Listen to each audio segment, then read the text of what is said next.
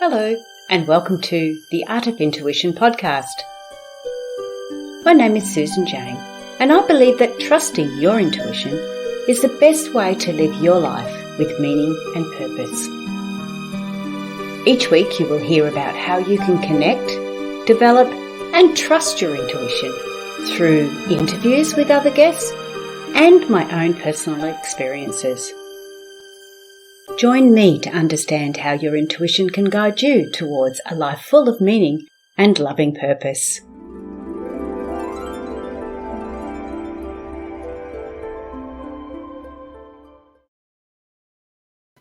Hello and welcome to the Voice of Intuition podcast. I'm Susan Jane, your host for the podcast, and today we have got the lovely Zofia on. Now, wait until you hear what she has to say. She goes into talking about spirit and following our intuition. And she does it in a different format to how I do it. So you're really going to enjoy this. The way different coaches and different people speak about it, it allows you to connect with various people. You know, like you don't have to take on board everything I say. You don't have to take on board everything anyone else says or their guests say, but you take on snippets of everything, and it allows you to become who you are. So you're going to really enjoy Zofia's today. But first of all, like, subscribe, share the podcast so we can get it out there to everyone. And there was something else I was going to say, and I can't remember what it was. So let's just keep going. So welcome on board, Zofia. Hi, Zofia. Hello. It will come back to you before the end of the show. I know it. Now, we've had a little bit of a chat before we started, and just the way you explain things, you explain it in a way that it's really lovely. It's done differently, and that's what I like about having these guests like yourself on the show, is because you can put things across, and we might all be talking about the same things, but you're putting it across in a manner that will resonate with other people. But today we're really focusing on that area where I know I was in this, and I'm pretty sure you were in it. Definitely you were in it, because that's why we're talking about it. When you're in this life where you're working, you're looking after children, mainly focusing on women here, but you're in this like drudgery, and you know that there's the something busyness of life. Yes. Yes, and you know there's something more, and you want to. How do we sort of move into that? So that's what we're going to talk about today. But let's have a little bit more about your background. How did you get to where you are? Oh, it was not an easy journey. I will tell you right now. Because where I started was extremely rational minded. 2 + 2 = 4, scientific. Everything has cause and effect and meaning that can be measured and described in this physical 3D world. And so there was no space for the exception to natural law, this sort of thing. Miracles were not a thing in my mindset at that time. And so I was in corporate America. I ran international data centers for a Fortune 100 bank. Okay. And really into this performance-based kind of life, and it's all measurable and accountable, and you set your SMART goals and you go make things happen. Yeah. So And that so that's where I started at. And then when your soul wants to get your attention, it will start to take things away from you that are distracting you. Oh, And wow. So what happened to you? What was it taking away? And when you say that, what do you mean by take away? okay, I'm a very stubborn kind of person. I was raised by a German and a Norwegian, so very rigid mindset around work and what is success and this sort of thing. And so I had highly developed my mind. I'd learned all of these management skills, and that was the important stuff to me, being skilled in the workplace and having the signs of success around me, right? I've got the husband, and we've got 2 cars and the house and the the picket fence and the whole business, right? Investment properties. We went on beautiful trips, this kind of stuff. That's what I was focused on. And over the course of a couple of years, my soul had been trying to get my attention, to have me step into the world of there's more than just the 3D body, and I kept ignoring it. So Okay, hang on, hang on. yeah. How was it trying to get your attention? This is so interesting. How was Yes. it trying? Yeah, how was it Yes, doing? so the first few things are little tiny small whisper kind of things. I ran into a book by Candace Pert that talked about molecules of emotion. She's a neuroscientist who is now passed on. But she discovered a lot of the chemical messengers that correspond with different emotional states that we have. And she actually, in her work, takes it even a step farther and kind of begins to tie that into like the higher self and the messages that are coming from your higher self. And so I ran into her work. I ran into oh, what do they call it? Psy-K. It was my first step into like muscle testing for absolute truth. And so I kind of brushed up against that, but I didn't really take the bait and delve deeper. And so those were some of the early things that my soul is over there going, "You need to pay attention to this. Hello. Hey." Yeah. And so you saw these books, and how would other people see these types of messages? They're going to go to shows or meet up with people that are a bit more spiritually minded, and they're just giving them those triggers? Would Yeah, that would that a lot of times things show up that way, okay? Yes. And the classic one is a book falls on your head in the bookstore. This did not happen to me. I think probably because at that point I kinda converted already to, like, the ebook.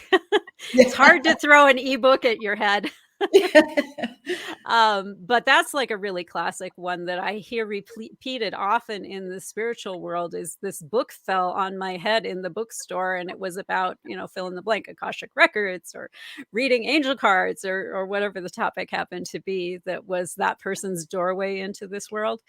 And so these books kind of showed up and then I kind of let them go because it really didn't align with my rational way of thinking. And so when you ignore the whispers, then your soul starts to take more aggressive means. And in my form, I started to get very sick to the point that I was unable to hold down a job. And so I had a lot of time at home to like be thinking about things and trying to figure out what was going on with my illness since I'm a scientist. I did a lot of, like, research on the internet and discovering, what causes high cholesterol and some of the other symptoms I was seeing, um, but I did not follow the breadcrumbs again, that had shown up for me around things like sound healing and herbalists and this kind of stuff. I continued to, like, march past that because I'm on this path of conventional science will handle it. Ah, okay. So first of all, you've had this little bit of a whisper with books and areas like that, and because you didn't take enough action, Yes. you then there's this other physical realm starts to come in with your physical health, and Yes. you're still focusing on because I can see other people. I see so many of people do this. It's like, okay, well, now I'm sick, so I've got to get that fixed Yes, instead and of after I solve that problem, then I'll deal with this other stuff, but it absolutely, turns yeah, out that the answer is actually the thing you're putting off is actually part of the answer. yes. And so I had all kinds of tests done to try and figure out what was going on with me. We discovered I have food allergies. We discovered that my high cholesterol is because I'm an overproducer of cholesterol, and my body will do that when there's something going on that it does not like. We discovered that I did not have a metalloprotein problem. We discovered that I do have methylation deficiencies. We discovered that I don't have fibromyalgia. I don't have rheumatoid arthritis. I don't have lupus and some of these other things that what I had actually turned out to be. But I was doing the round from all the doctors to try and find my problem. the solution to my problem. And I finally sat with my intuition for a minute, which was telling me, you need a functional medicine doctor. Okay. And that was like my first moment of I'm really paying attention to my intuition. Yes. Yeah. And so I went looking for the zebra, which is a functional medicine doctor that's covered by my insurance. Oh, okay. Yes, getting the blend of both can be challenging. Yes, exactly. But in the meantime, I've been chasing all this conventional stuff. And so my soul is like, you're not paying attention. And so not only was I unemployed, but my husband also lost his job. Okay. So money is not going to fix this. Whoa, okay. Okay. So at this point, zero money coming into the household. Yeah. Okay. But there are things that we still need to accomplish. And amazingly, this is where the running at walls part of my story starts to arrive. Okay, running at walls. Now, we talked a little bit about this, Sophia, before we came on, Yes. and wait until you hear this explanation. It is really, really cool. Okay, sorry, I just had to say Okay. that because I love this. Okay. So, what I call running at walls is your intuition tells you go this way, and you look down the end of the path, and all you can see is this brick wall. Okay. But you listen to your intuition and you keep going that direction. And your intuition starts pushing harder and harder. And so you start running towards this wall and you're like, oh man, I'm going to go splat, right? But you get close to that wall, and all of a sudden, one of two things happens. Either it turns out there was not a wall there at all, it was like an illusion. Or there's this solution that you couldn't have possibly seen from back there that suddenly shows up where you take a short turn into a path you had no idea was even there at the last minute. And so this is where my running at walls started. This is before I've even awakened, but I'm leaning into the fact that I need to be listening to these small urges that are arriving. And so my husband and I are mutually unemployed. I'm very sick. And he says, I need to get another advanced degree in order to go into the area of expertise where I can remain employed, because his industry had changed in a major sort of way. And so he sat with that for a few days trying to decide, do I need to get an MD? Do I need to get a Juris Doctor? Do I need to get an MBA? And he finally came back and said, I need to get an MBA. And this arrived at the same time that we mutually came to the conclusion we must declare bankruptcy. Okay. Oh, wow. That must have been so hard after living in such a situation and then going through all this illness to start with and then having to declare bankrupt. Gosh, that must be Yeah, it's like you are oh, financially done. Everything that you've done up to this point, right? The saving, the investing, all of it, just kiss it it's goodbye gone. because it's done. And Wow. so yeah, it was a hard spot to be in, and not one I ever wanted to be in, because personally I thought of it as committing bankruptcy. Okay, not like Oh, this, yep, yep. not this protected legal action that you take when you come to this realization that you can't meet Yeah, your deaths. I had a lot of guilt that sat around that. So it with was it, yes. really Yep, personally hard for me to go down that road. yeah. But I knew deep in myself that this had to happen. I also knew deep inside of myself that my husband needed to get his degree. And I knew that both of those things needed to happen now, but they seem to be mutually exclusive, right? Because the traditional way to get your degree is you take out student loans or you pay for it out of your salary and you go out and you get your degree. Mm. And so I had no idea how this was supposed to happen, but we got him like in the application process for grad school. And Wow. at the same time, I was directed to a bankruptcy attorney. And I was talking to the bankruptcy attorney about our situation. And he said, well, here's the deal. You do have this retirement money that you could dip into to at least start him on that road, but you can't just take it out and send a check to the college. We have to Yeah, go through a certain process where it gets sent directly to the college in order for this to not trigger trustee situations. He's the lawyer. I'm just trusting him. Yes. And so it was like, "Oh, okay, so there is a way for us to at least start him down this road." I still don't know how we're paying for the whole thing, but the Mm. first trimester is figured out. Yeah, yeah. And so we kinda jumped over that hurdle. Then the next hurdle was you need to actually declare the payment form of bankruptcy, not the "we're totally bankrupt," because of the trustee. He knew the environment of the different trustees and how our money was structured. And so if we were to save any of our retirement money, it was important for us to go through the payer route. And so, okay, I don't know how this is happening because we're mutually unemployed. There's a 0 income coming in. Yeah, wow. I know. And so I came home from that conversation and I said to my husband, we need to get like $49,000 a year would be perfect because it Mm, gives us the shortest bankruptcy we can have mm. and it gives us the most amount of money to Yeah, go yeah, as far as it good. can go, right? Yeah. And he had actually been invited by a friend of his to help him out at one of these professional conference things. His friend has a company and, so he's like, "Sure, if you're paying for the travel and all that, I'm happy to come help you out, and it'll give me a chance to network," right? So he went to this professional conference and came back from it and said, Do you remember this guy? I had lunch with him, and he has a personnel business that he'd like to expand into consulting, and so he's proposed a partnership and is offering me exactly $49,000 a year." No! Oh, that's gold. And I'm like, "Okay, so another brick wall passed through, right?" Right, How you just kept on going just until just keep it just keep following it, right? Okay, yeah, and yeah, so he's started his program, and he's starting with this partnership with this buddy of his. yeah. And the other challenge is we're in Arizona, this opportunity is in Indiana.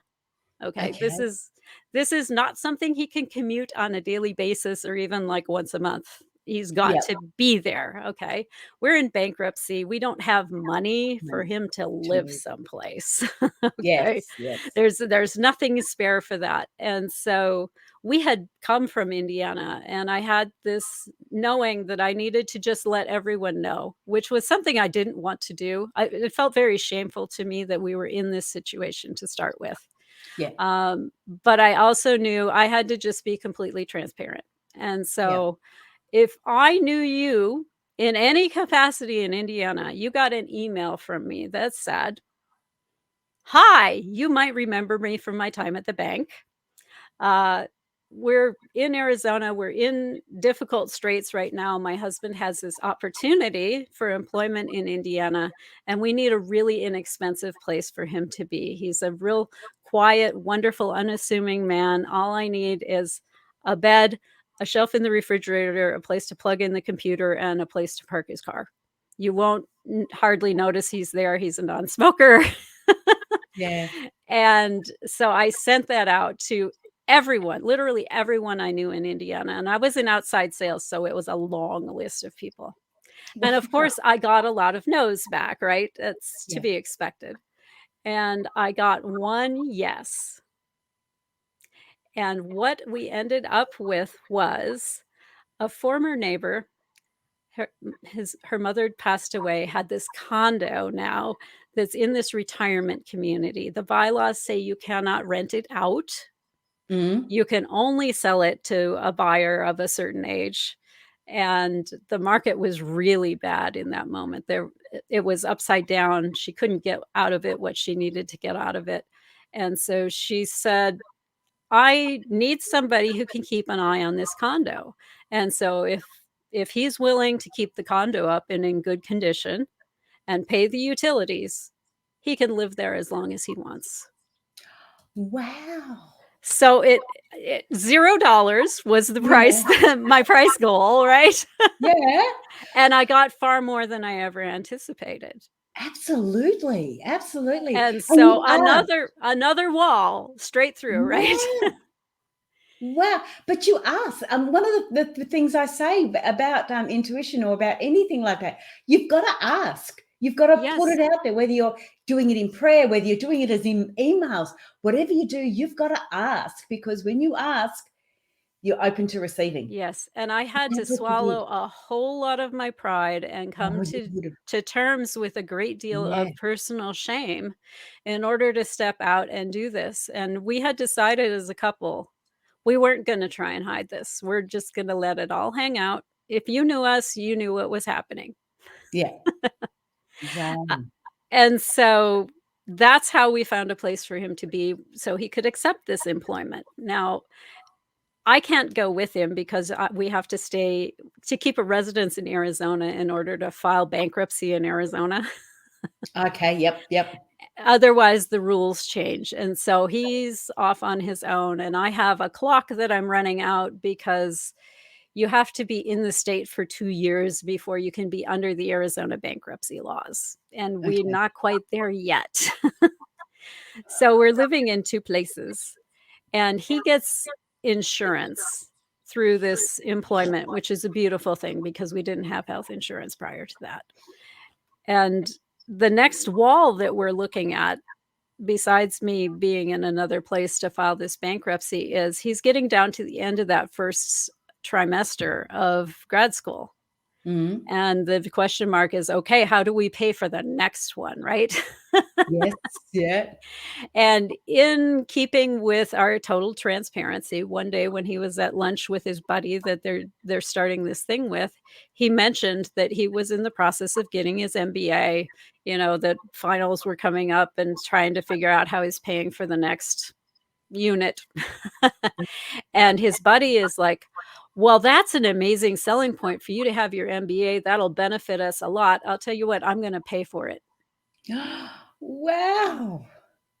Ye Oh, totally out of the blue. Neither of us expected that. My husband was just sharing, "This is the challenge that we're sorting out." And wow. so his company picked it up. I'm like, Yeah. "Well, damn, okay." Another wall passed right through. Wow. And that's because you just kept on following you kept on following your feelings, your gut, your intuition, your The gut, the just intuitive that's what head. needs to be done. Yeah. Exactly, and so this brings me to this moment where I'm looking for this zebra, which is the functional medicine doctor that's Yeah. under my insurance. Yes, yes. And so we had filed the bankruptcy by this point, and so I was free to move about the country if I had money to move about the country. And I was talking with my dad, and I said, "It'd be really great if I could be with my husband, not just because I love being with my husband and it will help both of us, but also because the insurance that he has only covers doctors in Indiana and I'm in Arizona." Yeah. And my father went, "Well, what's it gonna take to get you out there?" And gave me the money to hire the truck and the movers and to get out there. Now I sold, like, a third of what we owned, maybe a little more than that. I wasn't gonna pay to move the piano, which was hard for me. That was a huge sacrifice because that was my childhood piano. That was the one that I asked for when I was 5 years old, and it had been with me all my life. And Mm. so, sacrifices were made to make this happen. It wasn't all roses. Yeah, absolutely, and it's always like that too, yeah, Yeah. and that makes you really go inwards and reflect and have a good look at what's important and what you need to take forward. You didn't need to take that forward, but the Yeah. memories are hard to, Yeah, it is. Well, and yeah, it sort of helped me because when I put it up for sale, the lady who bought it for her four-year-old daughter who was asking for a piano. there you go. So it's just recycled. Yeah. Yeah. Oh, that's good. That's good. So it found a beautiful home. Yeah, yeah, yeah. Yeah, but it allowed me now to be on this search for the unicorn, which I found Mm. in Indiana. There was, in fact, one single functional medicine doctor who was covered under this insurance plan. And so the instant I got out there, I started with them, and they were taking me through, like, the heavy metal overload tests and some of this other stuff. We did the DNA sequencing that discovered the methylation defects. But even taking care of that stuff was not getting me better. I was actually getting worse. I was starting to not be able to tell you what had happened earlier in the day. I started not Mm. having my words when I wanted to share something. My husband would come home and say, "Well, what happened today?" And I described the experience like you go out to the garage to get something, you open the door to the garage and the garage is gone.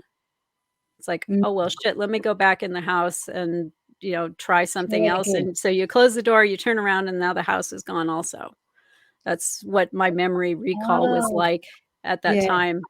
It was really, really bad. I would go into the kitchen to make a 30-minute meal, and 3 hours later, I would come out with perhaps a finished meal, or maybe I would come out in defeat and go, "We just need to order something." Wow. I mean, I was Oh. really dysfunctional, and it was eating my brain. So what was actually the issue that you had? Like, you had Well, a what we eventually found out after we'd eliminated a lot of these other things, he says, "I really think we should test you for Lyme disease." oh, okay, yes. And so he tested me for Lyme disease. He did the traditional test, the one that the FDA has approved.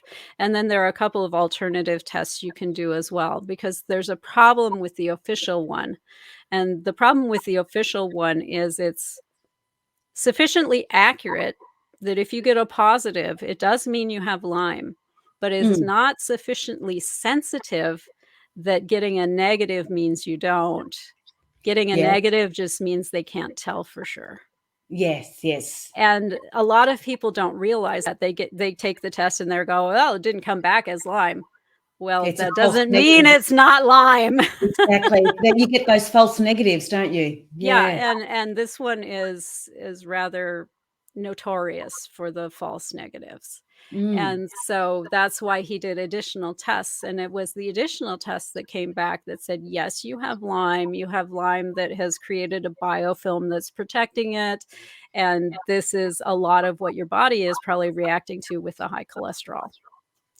Oh, okay. Oh, and Mm. so now I know what it is. And so he comes to me with this plan. He's like, "I have this protocol that I've developed and it's 2 years long and we do rotating antibiotics and some of them are pretty exotic and have to be given through an IV, and then there are clearing IVs we give you because these buggers get really toxic when they die and you're actually going to feel a lot worse before you feel better." Oh, I'm like, God. "Oh my gosh." And so I'm looking at this plan and going, "I have no idea how much the insurance is gonna cover of this, but it's gonna add up in a hurry at $250 an IV." Mm. And Yep. so I went through the plan with my calculator and it came out I had this range, it was gonna be like 24 to $28,000 just for the first year. Oh, It's like, God. wow, okay, I'm in bankruptcy. So the insurance is really gonna play a role here. So I called up the insurer and the insurance company said, "We don't believe in chronic Lyme." Isn't that convenient? "And we Mm. will only pay for 60 days of oral antibiotics, full stop. And by the way, your doctor's no longer in network." Oh, Yeah, that was my well, reaction to, "Oh, so shit." many bloody, oh, Yeah, insurance what the companies. heck? How Yeah, convenient. "We don't believe in the disease you have, so we're not gonna cover it." yeah. Well, Okay. in Australia, they don't believe in Lyme. Yeah, Yeah, you have to go to America to get any sort of, answers treat for it, you know? yeah, Yeah, answers or treatment. I yeah. believe it, and it's really sad that we're in this space, that there's a Mm. whole section of the medical community that does not believe in this disease that's caused by an organism that they can pull out of your blood and look at and go, "There it is. See, it's wiggling around."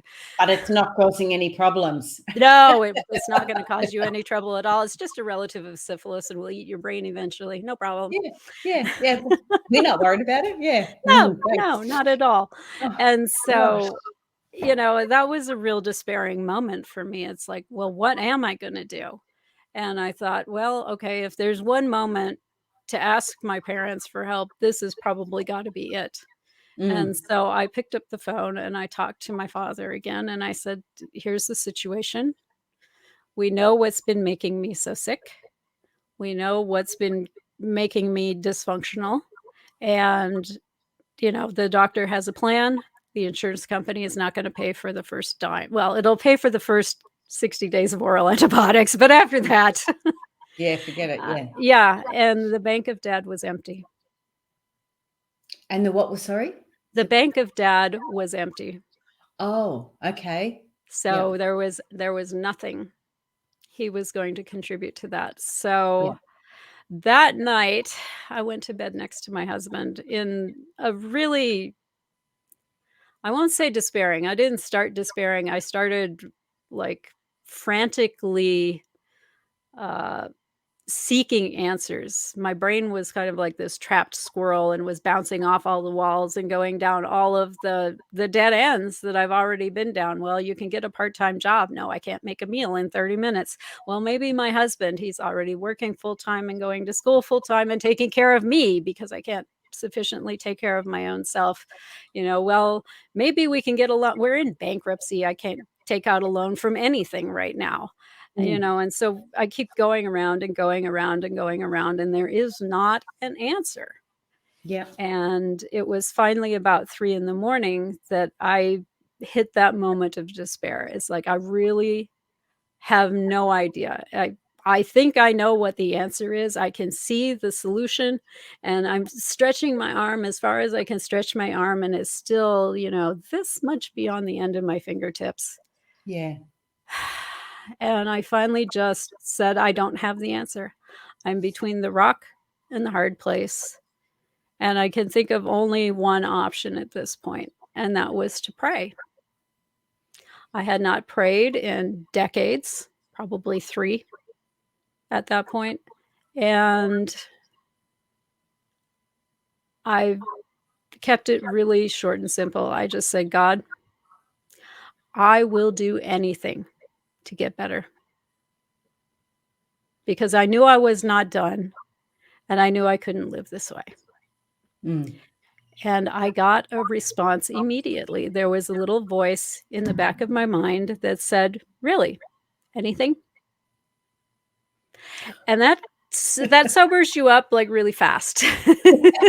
There's not a lot of edges on anything. No, exactly. Be careful what you ask for. Yes. Be careful what you're going to allow into your life. Yep. And so I thought about it for a very long time. And I said, I'm talking to God. And as I understand God is not going to ask me to hurt anyone, cheat anyone, become an axe murderer, or any of that kind of stuff, which is at my edges of anything, right? Yes, absolutely. And so I replied, God, so that everyone was clear who I was talking to and who I'm promising anything to. Yes. I will do anything. And I got my first miracle because I fell asleep. I had not slept in it quite a few days at that point because my brain had deteriorated so much. I wasn't going through those normal sleep cycles that we usually do. And so that was a huge miracle in and of itself. And in the morning, I awoke with this clarity that I had to go get one of these clearing IVs from the doctor that's no longer in network.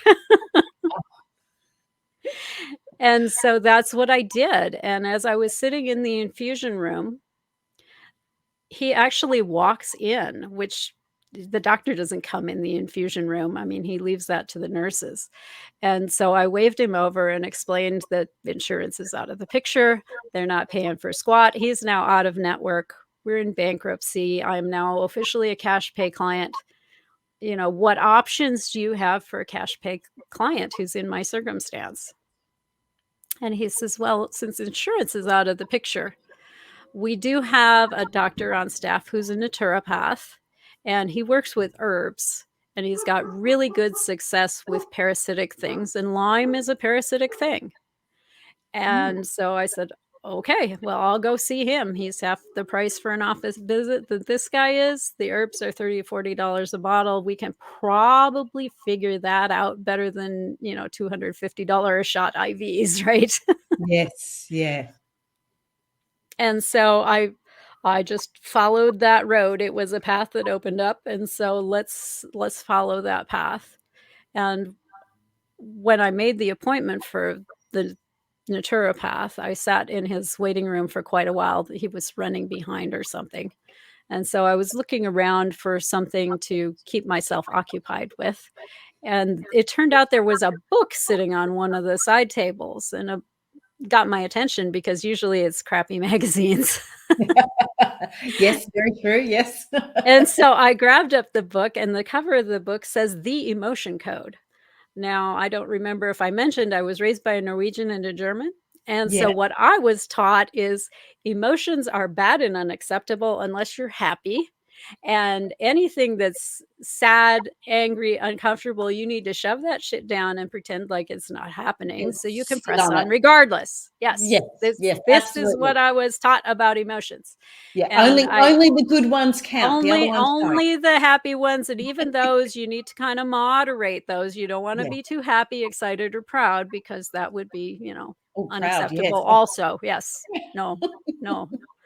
And so that was my experience with emotions, and I'd spent a couple of decades in talk therapy trying to, work out some of the crap from my childhood, and hadn't had a lot of success with that. So when I looked and saw that emotion code, I'm like, if this guy knows, I want to know. And so I'm starting to read this book, and I'd gotten a chapter or so into it, and the owner came back from the for the book, and so I'm like, crap, I got to find a way to get hold of this book now.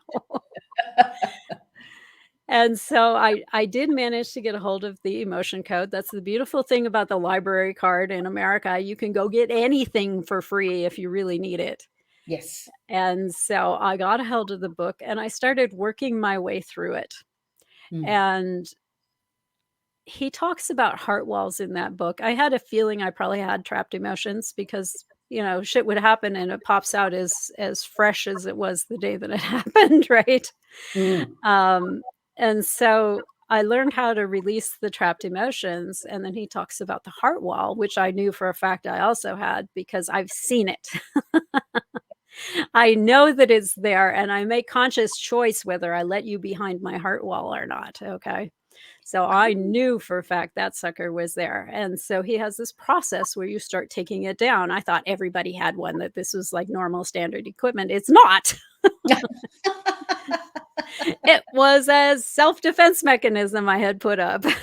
yeah. It's all your protection, isn't it? Yes. Yes, Yeah. exactly. So I started taking that down and doing it in a really deliberate manner because you can only take down so much at a Yeah. time. And so every day I would come back and take down as much as my body would allow me. And then I would come back and I would take down some more.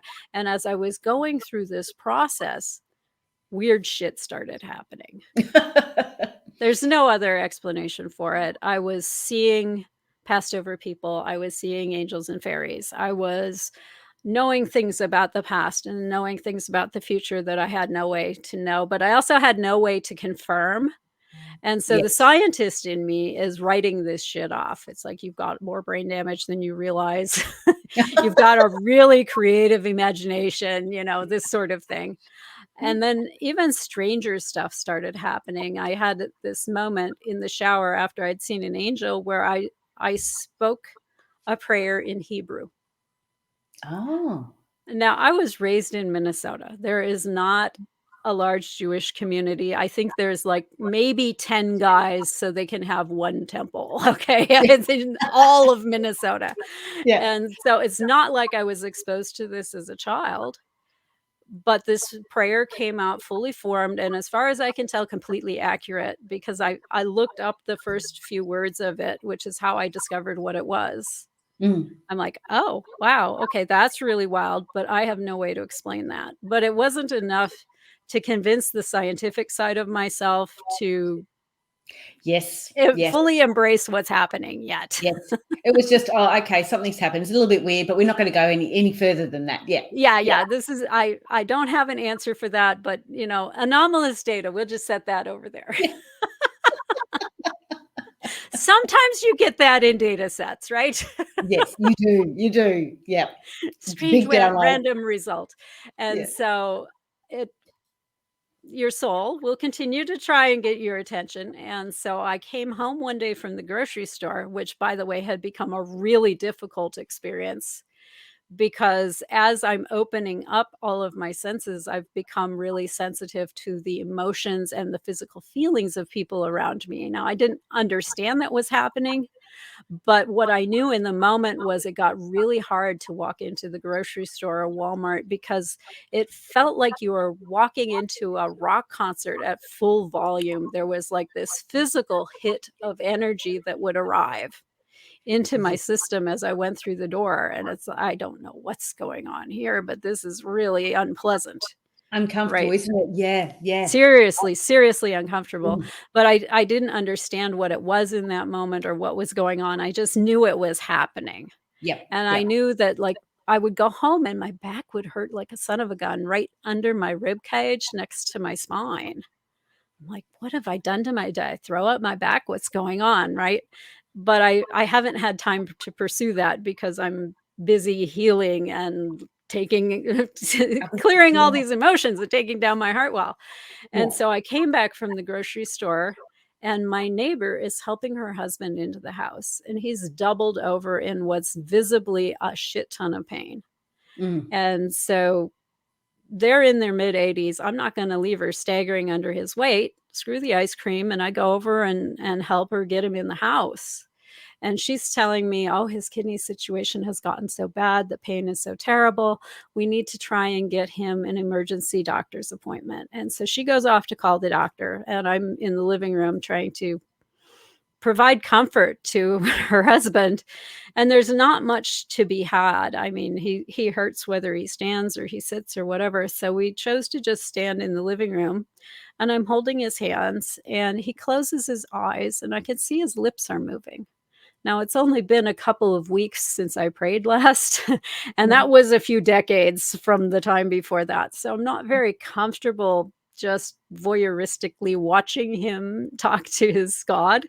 Yes. Uh, so I closed my eyes to give him some privacy, and when I closed my eyes, in my mind's eye, I saw this little flame, and it looked just like a pilot light that's on the edge of going out. It kind of dances and pops and flickers right before it goes.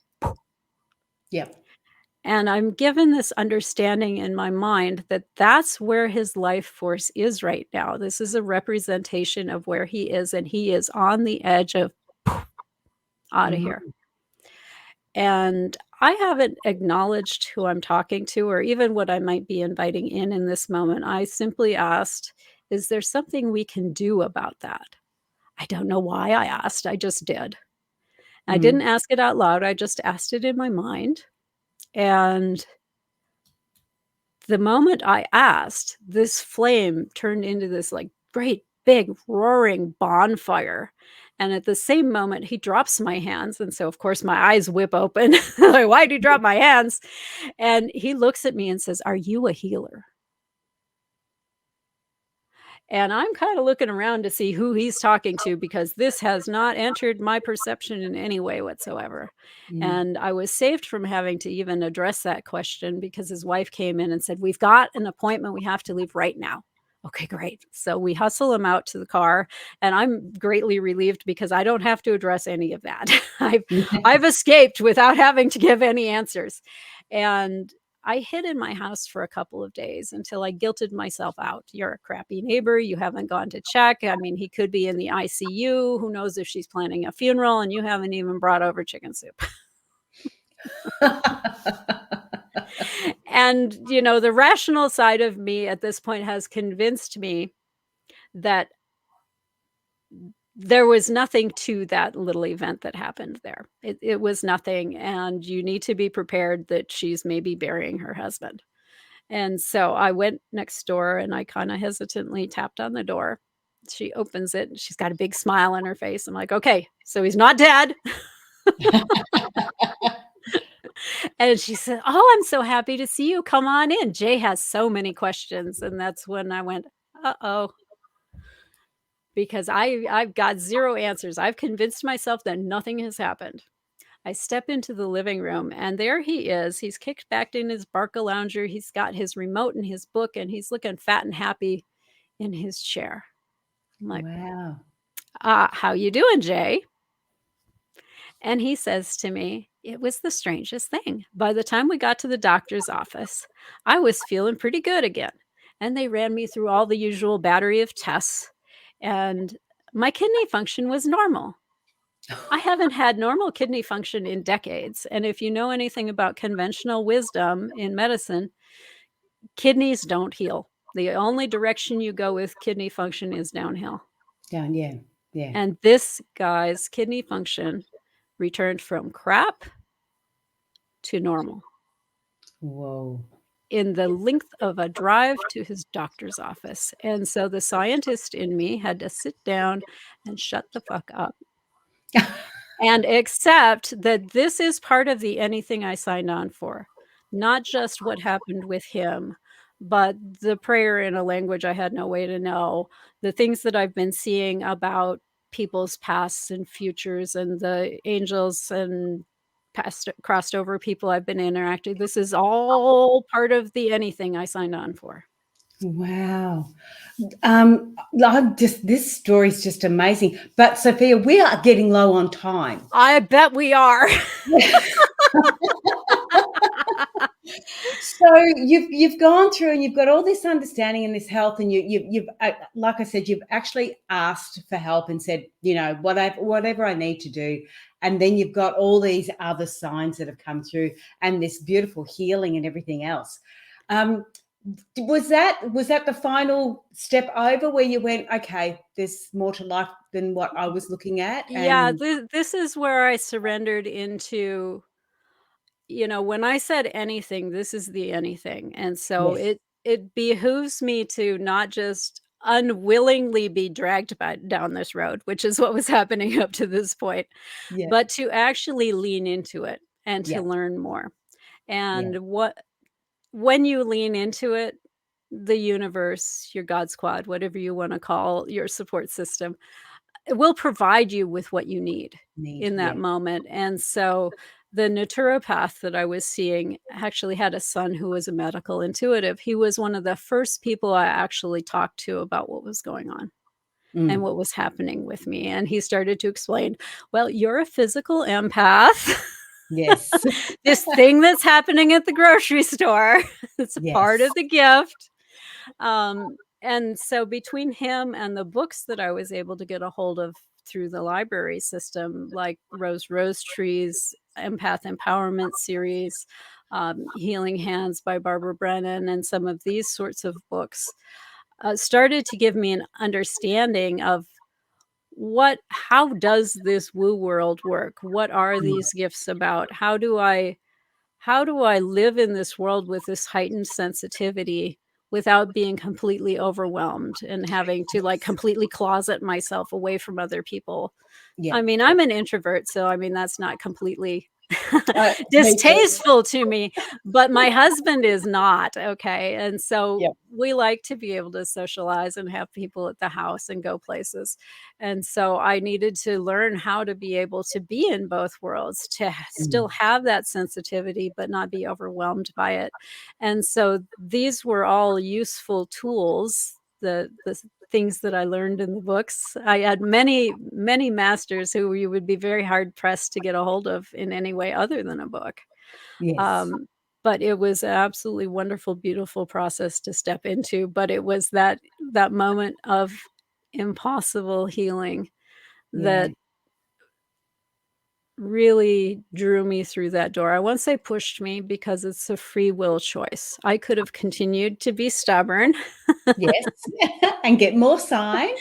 and could get more signs and things could continue to get more intense, or I Yeah. could choose to step through, and so I chose to step through. So I've got to close it off. But what is one um, hint, idea, advice that you would give somebody that is looking at they've experienced all of these signs and symptoms, for want of another word, and what would be the best way to just step forward for them? Your soul will tell you what the best way to step forward is, so pay attention to what gets put in your path, who gets thrown into your path, and explore it with openness and curiosity. One of the biggest things I had to learn to do was to accept it was going to be hugely uncomfortable to become fundamentally different than I was. But it was on the flip side going to be hugely rewarding to go through that process. It it felt a lot, I think, like the butterfly probably feels when it goes through its metamorphosis, right? Because here you Mm, are, I'm this little caterpillar, right, crawling around and I'm eating my leaves and whatever, and then all of a sudden, I've stuffed myself full of food and I'm hanging upside down, and then I barf all over myself to create this chrysalis, where I then get melted down and put together back into this strange new form. mm, And you come out of it and you're like, I don't recognize myself. yeah. And you know what? It's okay, because you've just become an amazing, beautiful creature that you were destined to be. And all of the pain is worth it every moment. And all of the confusion is a beautiful part of the process when you start to look back on it, Oh, because you see wow. the pattern in hindsight. When you're Yeah. going through it, it's like, this seems so strange and disembodied. Yeah. Yeah. When you can reflect back, yeah, it makes a Yeah. big difference, doesn't it? Yeah. Yeah. Well, So thank you so so much for being release on the the show. confusion and Yep. step into it. Yeah. Step into it. Yeah, yeah. Thank you for being on the show. I do Thank want to say you. that all your details will be down in the descriptions. So we'll have the links and everything else if you want to link with Zofia. And you do have a podcast too. So Yes, and you're on I'll my put that podcast, actually. yes, I'll put all that down in the description because we are running out of time. So thank you for being on the show. Yes, And thank you for having me. yeah, I better get my branding stuff right. Okay, I will just go solo layout, pressing all the buttons. That was amazing. And look, it's really funny. There's times that we want to jump in and ask questions, but the way Zofia was explaining it, and I just wanted to listen. It was such an enjoyable way of getting that understanding of going. Learning about all those little signs and symptoms that are making you that soul awareness that is making you want to change and go forward. So that is beautiful. Remember to connect with her. All the details are down in the description, and you'll be able to see where her podcast is and all the rest of it. But I have to go because we're running out of time. So I'm going to say bye for now, and I'll see you next week. Bye.